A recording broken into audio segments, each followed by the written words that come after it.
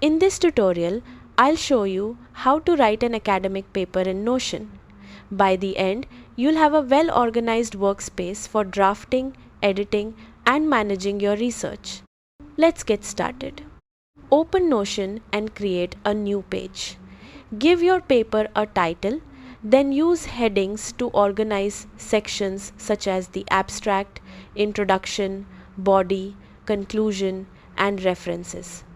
If you'd rather start with a ready-made layout, click Templates in the sidebar and search for Academic, Research or Writing. Choose a template that fits your needs and add it to your workspace.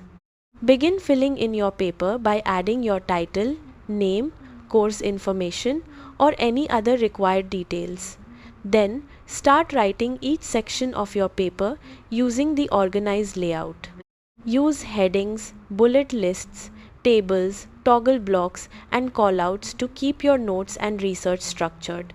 You can also insert images, charts, PDFs, links, and bookmarks to keep all of your reference material in one place.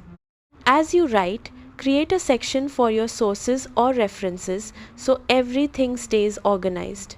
If you need to rearrange your paper, simply drag sections into a new order or add additional headings whenever necessary.